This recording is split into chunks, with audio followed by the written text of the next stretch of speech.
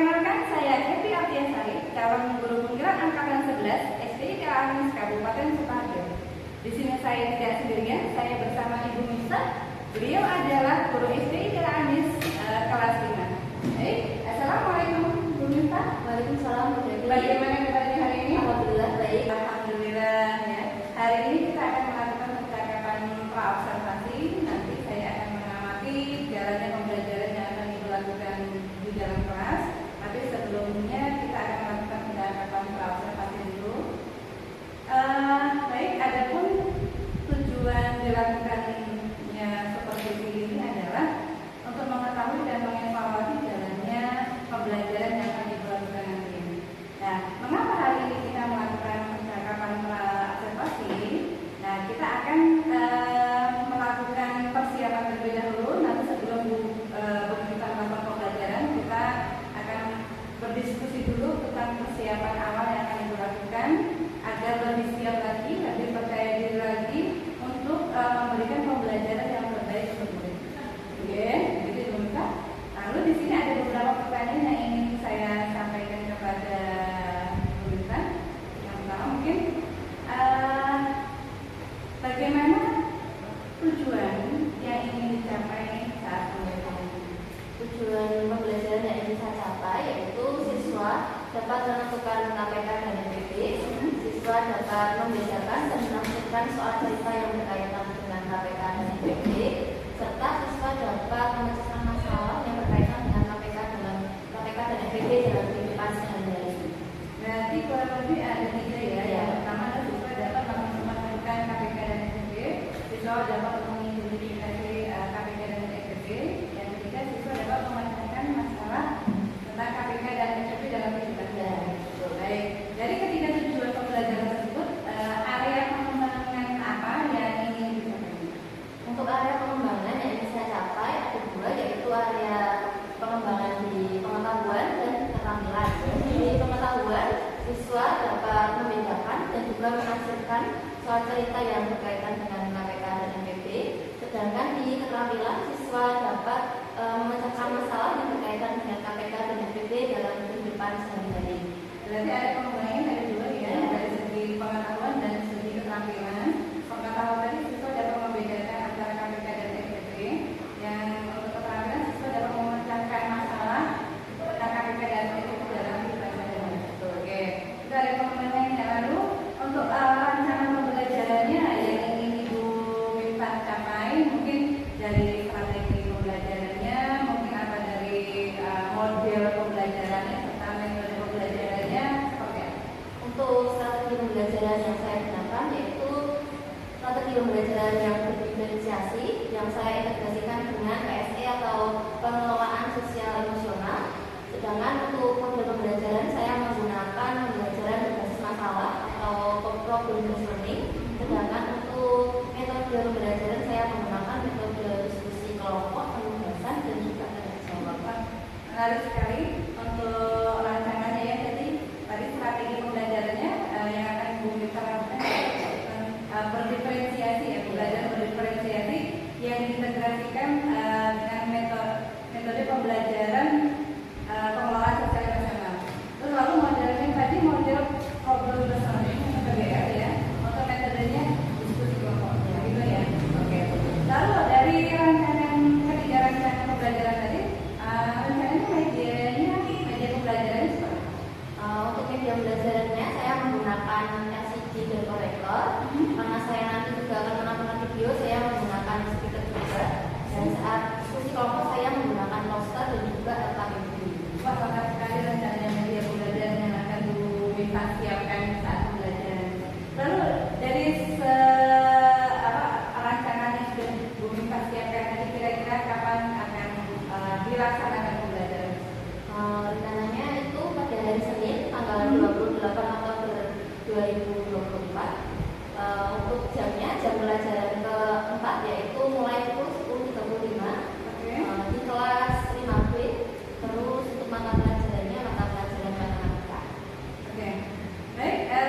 Rencana yang ingin dilakukan pembelajaran pada tanggal 28 Oktober hari Senin ya, yaitu jam 4 ya, pukul 10.35 di kelas 5. Baik, nanti pada tanggal 28 Oktober saya akan datang ke kelasnya Bu Mita. Saya akan melakukan supervisi kelas.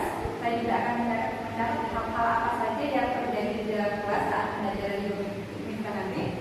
Selanjutnya Ibu akan melakukan pembelajaran atau melakukan percakapan kembali bersama saat pasca observasi. Nah, di sini nanti kita akan ngobrol tentang proses pembelajaran Ibu Mita, tapi kita juga didampingi oleh seorang pengajar praktik yaitu Ibu Victoria. Nah, kira-kira dari percakapan kita tadi apa yang Ibu Mita dapat? Dari percakapan kita tadi, saya memiliki gambaran bagaimana proses pembelajaran yang anak saya sampaikan pada saat observasi besok Ibu, sehingga saya harus mempersiapkannya lebih matang mulai dari sekarang. Oke, baik. Terima kasih Mita. Pastinya semoga pembelajaran yang akan dilaksanakan pada hari Senin besok dapat berjalan dengan lancar dan memberikan yang terbaik bagi anak-anaknya. Oke, demikian percakapan observasi yang dilakukan bersama dengan Ibu Mita. Sampai bertemu lagi pada saat pelaksanaan observasi dan pasca observasi. Terima kasih. Wassalamualaikum warahmatullahi wabarakatuh. Bismillahirrahmanirrahim. Assalamualaikum warahmatullahi wabarakatuh.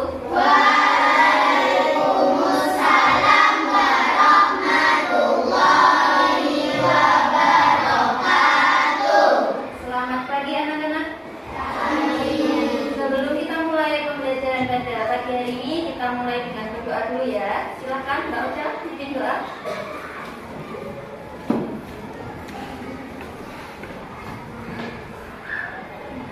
Jika berdoa tangan diangkat, kakinya rapat, kepala menunduk. Doa mulai.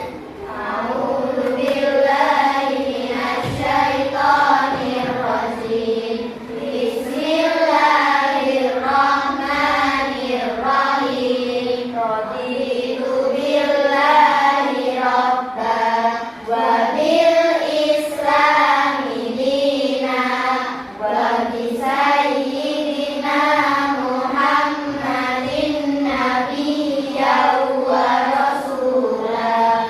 Rabbi zidni ilma warzuqni fahma. Amin ya rabbal alamin. Terima kasih Mbak Uca, silakan duduk lagi. Sebelum kita mulai pelajaran hari ini, bagaimana kabarnya anak-anak? Baik. Siswa kelas 5B apa kabar? Baik. Siapkah kalian untuk belajar? Siap. Semangat semuanya, dengar seksama. Siswa kelas 5B semuanya Hebat. Tepuk tangan buat kita semua. Ada yang masuk? Ada. Siapa yang nggak masuk? Alhamdulillah. Oh iya, nggak sakit sakit. Kita doakan semoga cepat sembuh dan cepat masuk seperti biasanya ya. Ya, hari ini kita akan belajar tentang KPK dan SPB. Tapi sebelum kita belajar, bagaimana kabarnya hari ini? Baik. Bagaimana perasaannya hari ini? Sehat? Nah, ada yang sedih? Ada yang sedih? Ada yang malas? Ada yang masih mager? Ada? Oke, sebelum itu biar kalian semua semangat belajar, biar motivasi belajarnya itu naik, tumbuh, guru punya musik. Nah, nanti sebelum guru mulai musiknya, sekarang diangkat kepalanya. Sekarang coba ditutup matanya. Ya, sudah ditutup semua? Ya.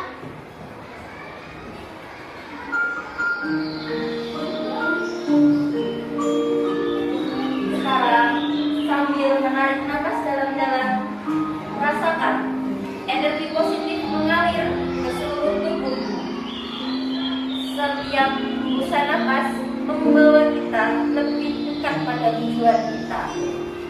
Perhatikan setiap tarikan nafasmu.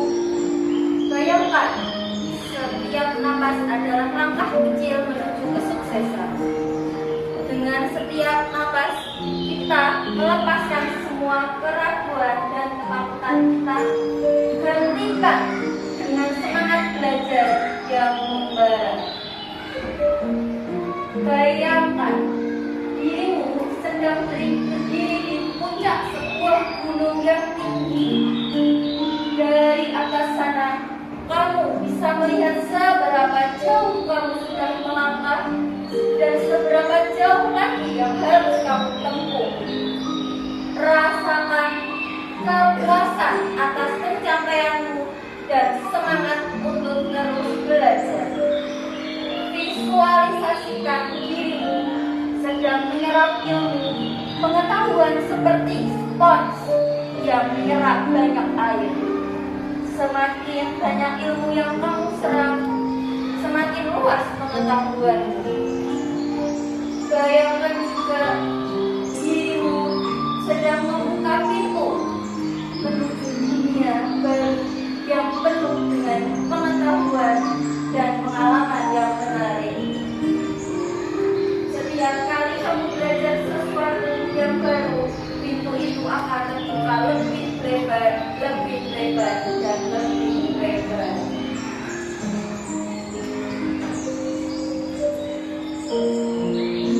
Sekarang boleh dibuka matanya.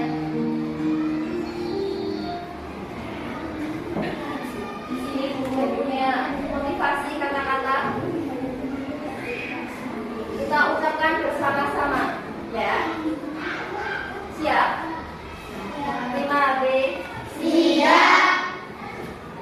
Aku mampu belajar. Aku mampu belajar Dan berkembang setiap hari. dan berkembang setiap hari. Aku memiliki semangat Aku memiliki semangat yang tak terbendung untuk meraih cita-cita. yang tak terbendung untuk meraih cita-cita.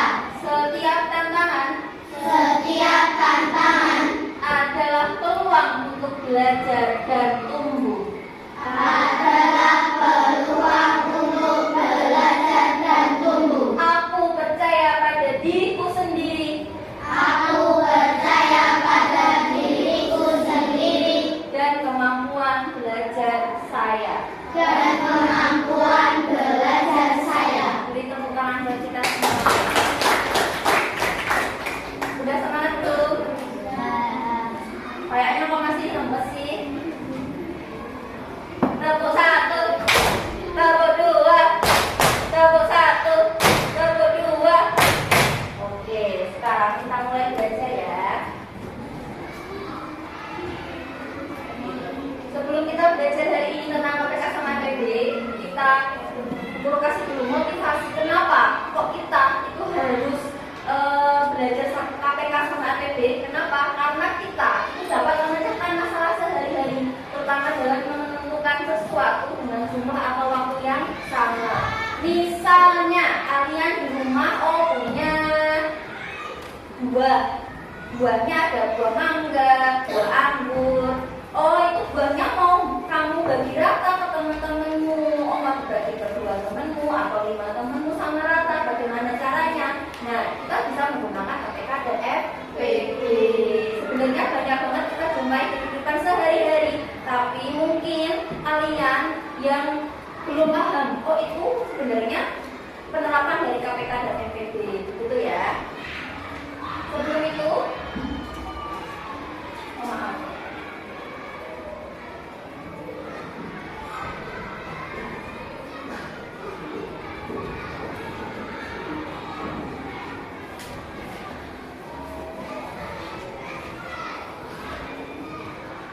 Kita mengulang materi pada sebelumnya. Siapa yang masih ingat apakah itu kelipatan? Apa? Bagus, penjumlahan yang berulang. Lalu apa itu faktor? Ya, bilangan yang dapat membagi bagi suatu bilangan. Bagus, bersifat. Sekarang apa itu KPK? Apa kepanjangannya KPK? Keibatan sekutuan terkecil. Keibatan sekutuan terkecil, ya.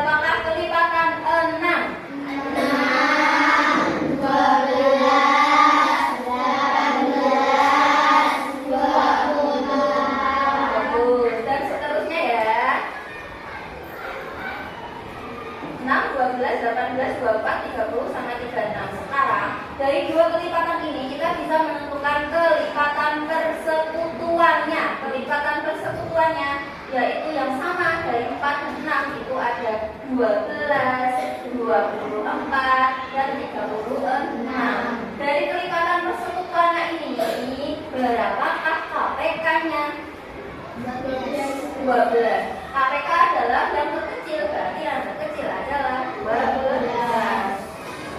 Lanjut. Sekarang apa itu FPB? Faktor kedua terbesar. Baik, sekarang kita mencari faktor dari 12 sama 16. 12 itu faktornya berapa saja 12? Satu kali berapa? 12. Selain itu?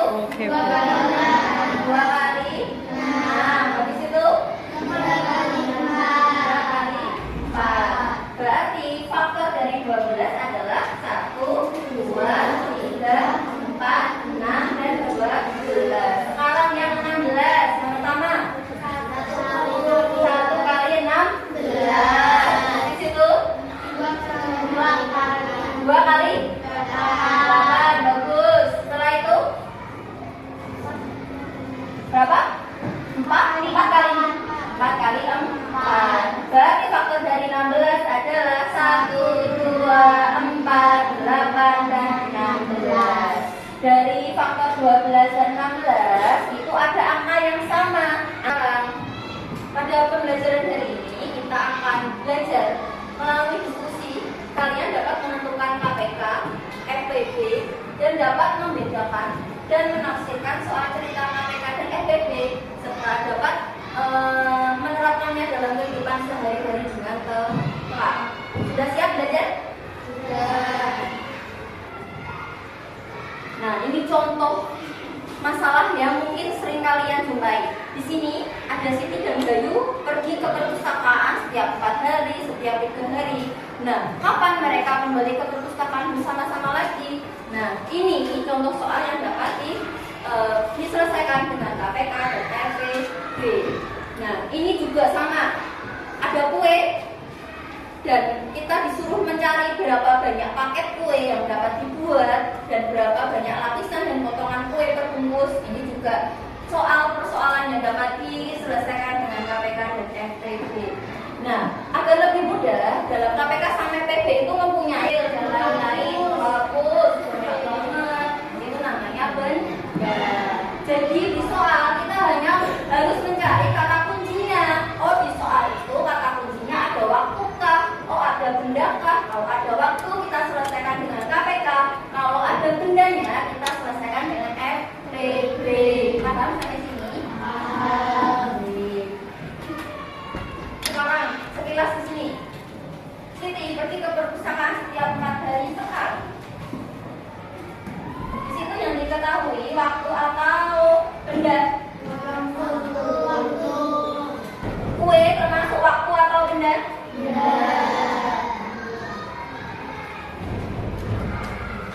Berarti 10 sama 15.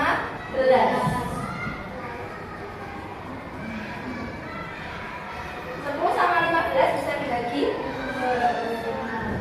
berapa? Yang kali 2 sama dengan 5. 15 dibagi 2 sama dengan 3. Bisa ditulis tetap. Terus 5 sama 15 bisa dibagi 3. 5 dibagi 3 sama dengan 5.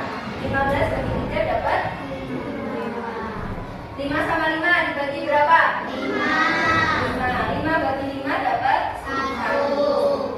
5 bagi 5 dapat 1. Yang bisa membagi keduanya itu adalah FPB-nya. FPB-nya 2 bisa membagi keduanya kan? 3? 5? Berarti FPB-nya adalah 5. Jadi berapa banyak paket kue yang dapat dibuat oleh Nora? 5 paket karena FPB-nya ketemu 5. Terus berapa banyak lapisan dan potongan kue per bungkus? Yang merah ada 2, yang biru ada 3. Dapat dari mana Mbak Siva? 10-nya dibagi 5 dan 15-nya dibagi 3. Iya betul, bagus Mbak Siva. 10 dibagi 5 sama dengan 2. 15 dibagi 5 sama dengan 3. Jadi terdapat 2 lapisan yang berwarna merah dan 3 lapisan yang berwarna biru. Nah, sampai sini masih bingung kan? Udah? Kita coba lihat video ya. Diperhatikan videonya ya. Jadi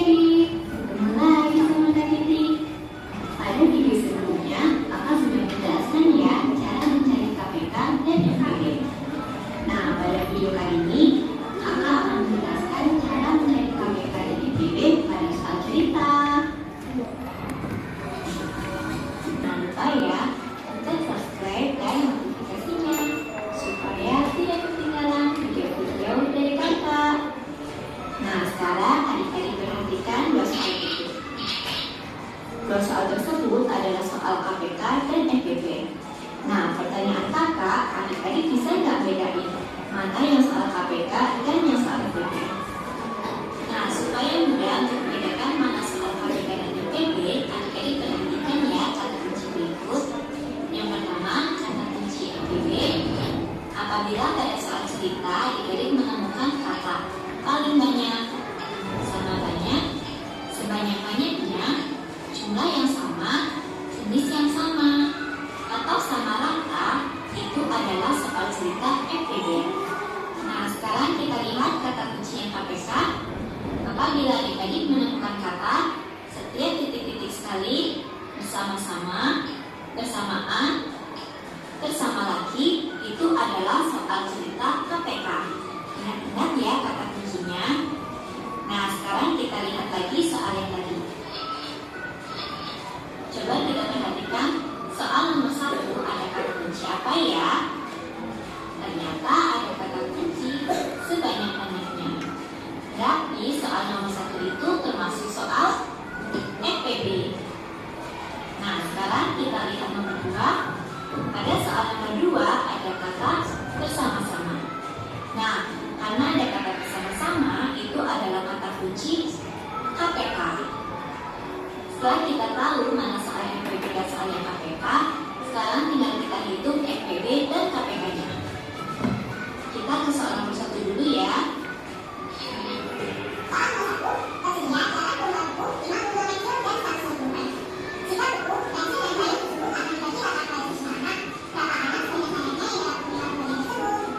Nah, tadi kan kita sudah tahu soal nomor 1 adalah soal FPB. Berarti tinggal kita cari FPB-nya. Ingat, untuk mencari FPB dan KPK ada 2 cara. Cara yang pertama yaitu pohon faktor dan cara yang kedua itu menggunakan tabel. Nah, kali ini kakak akan menggunakan cara tabel. Kita hitung FPB dari 85, 56, dan 150.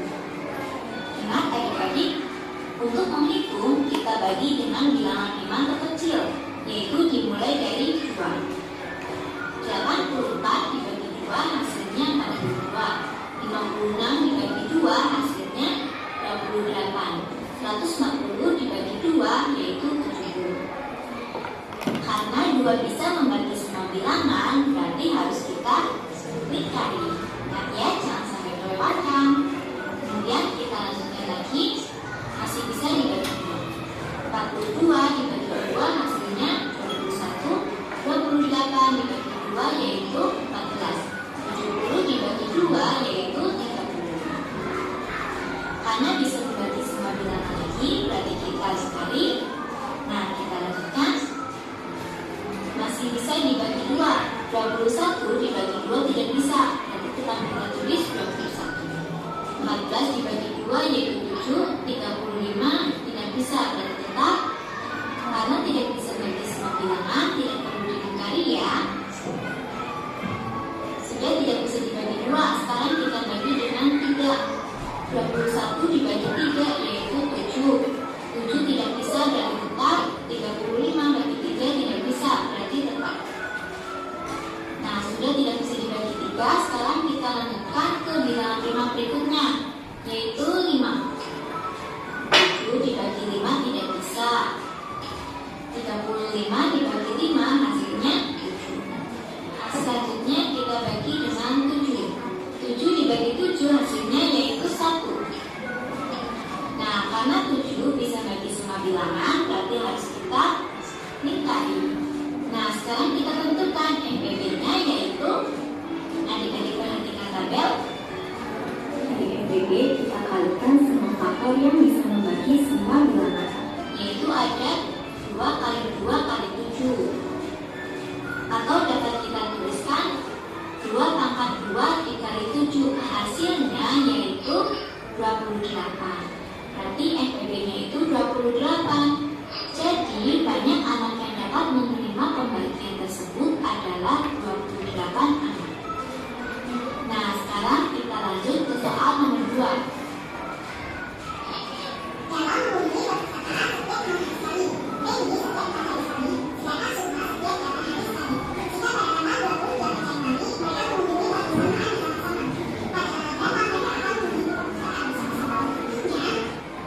yang kedua adalah soal cerita KPK.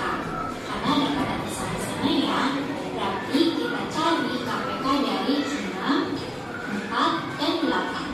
Nah, pembaginya bilangan prima terkecil yaitu 6 dibagi 2, 3, 4 dibagi 2, 8 dibagi 2, hasilnya 4. Karena bisa bagi semua bilangan, berarti kita dikali. Nah, selanjutnya kita bagi lagi dengan 2. 3 tidak bisa berarti tetap 2 dibagi 2, 1, 4 dibagi 2, hasilnya 2. Masih bisa dibagi 2 lagi ya. 3 tidak bisa dibagi 2, berarti tetap 1 dibagi 2 juga tetap 2 dibagi 2, hasilnya 1. Nah, kita lanjutkan, tinggal kita bagi 3. 3 dibagi 3 yaitu 1, 1 tetap. Nah, berarti tinggal kita tentukan KPK-nya. Adik-adik perhatikan tabel. Ingat, kalau KPK semua pembaginya kita kalikan ya. Berarti 2 kali 2 kali 2 kali 3. Atau dapat kita tuliskan 2 pangkat 3 dikali 3. Hasilnya yaitu 24. Jadi mereka nah, karena pada soal yang ditanyakan tanggal berapa, nanti kita hitung tanggal berapa mereka ketemu. Pertama kali mereka ketemu yaitu 28 Januari. Tapi tinggal kita hitung 28 Januari dapat 28 hari. Hasilnya yaitu menjadi 21 Februari. Jadi mereka itu akan ketemu lagi pada tanggal 21 Februari. Nah, gimana kita sudah bisa kan membedakan mana soal cerita KPK dan soal cerita? Apabila ada pertanyaan, silakan ya kita diskusi kalau berkenan. Terima kasih. Setelah kita tadi belajar melalui PPT dan melihat video secara bersama-sama, untuk lebih memahami materi ini kita belajar secara diskusi ya. Kamu akan mendapat 16 potongan puzzle. Disusun menjadi 4 puzzle, 1, 2, 3, 4 di sini. Setiap puzzle itu ada hubungannya. Oh ini 18, 12. Dari 2 angka itu berapa KPK-nya? Oh di sini tulisannya KPK, berarti oh misalnya KPK-nya 10, ya udah 10. Misalnya di sini FPB-nya berapa? 18 sama 12. Oh misalnya 6 kayak gitu ya. Nanti ada 4 puzzle. Nanti kalau misalnya kesusahan dalam mengerjakan KPK ini, bisa angkat tangannya untuk bertanya. Bisa?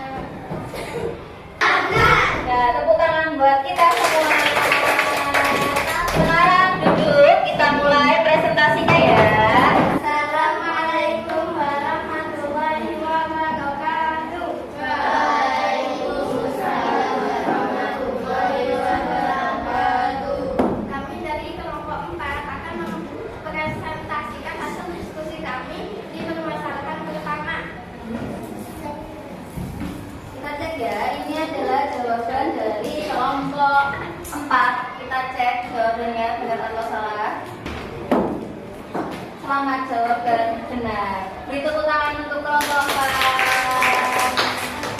4. Sekarang dibacakan coba kenapa alasannya dan jadinya. Alasan karena di dalam cerita terdapat kata waktu yaitu hari. Dan jawaban dari soalnya adalah 40 hari. Karena jika kita mengalihkan 2 dikali 2 dikali 2 dikali 5 hasilnya 40. Ya, beri tepuk tangan untuk kelompok 4. Beri tangan untuk kelompok 4. Sekarang siapa yang akan mempresentasikan untuk permasalahan 2? Kelompok berapa? Permasalahan 2 siapa yang mempresentasikan? Boleh? Assalamualaikum warahmatullahi wabarakatuh. Kami dari kelompok 5 akan mempresentasikan hasil jawaban dari permasalahan 2.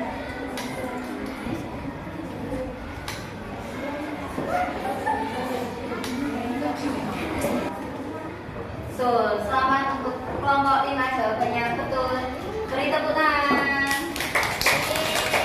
Sekarang bisa tolong dibacakan bagaimana alasannya dan juga hasilnya. Karena apel dan jeruk merupakan komponen dari zat protein. Jadi jumlah plastik terbanyak yang dibutuhkan masing-masing adalah 8 plastik. Terus berapa per buahnya per jeruknya dalam jeruk dan apelnya dalam satu plastik? dalam satu plastik buah dan apel dan jeruk. Ya betul. Jadi ada 8 plastik dan jeruknya ada 24 dibagi 8 ada 3 plastik, apelnya ada 2 plastik. Beri tepuk tangan untuk kelompok 5. Sekarang yang terakhir silakan duduk. Silakan yang terakhir permasalahan 3.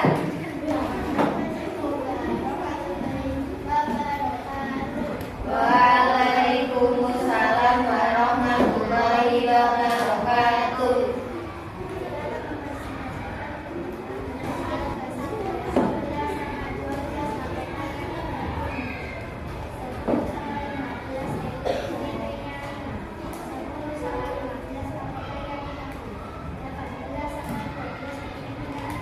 Ya betul. Beri tepuk tangan untuk kelompok 2. Jadi yang kita pelajari pada hari ini apa kesimpulannya? Ada yang tahu? Oh iya. Dalam soal cerita KPK itu mempunyai kata kunci yang berupa waktu. Contohnya waktu adalah detik, menit, jam, hari, tanggal, dan lain-lain. Kalau FTB itu mempunyai kata kunci yang berupa benda. Contohnya buku, pensil, buah, kue, dan lain-lain. Oke. Adakah yang merasa kesulitan? Ya, dalam matematika itu kita harus sering-sering latihan soal ya. Jadi sering-sering berlatih soal agar kita terbiasa dengan soalnya. Jadi lebih mudah. Di pertemuan selanjutnya kita masih akan latihan soal tentang KPK dan FTB. Kita akan lebih mendalami lagi materi ini supaya lebih paham ya. Tak terasa pembelajaran hari ini sudah selesai. Marilah kita tutup dengan bacaan hamdalah bersama-sama.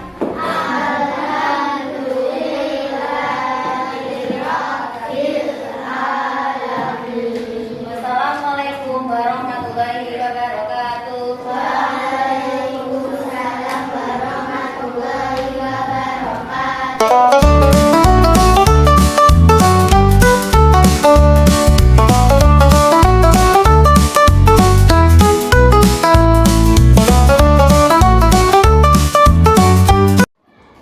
Assalamualaikum warahmatullahi wabarakatuh. Berjumpa kembali bersama saya Hedi Artiasari, calon guru penggerak angkatan 11 SD Anis Kabupaten Sukoharjo.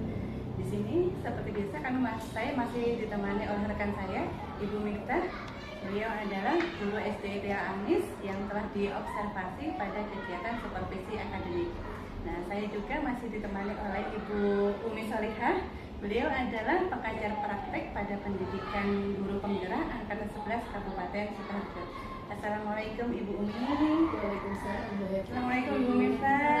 Bagaimana kabarnya? Alhamdulillah. Oh iya.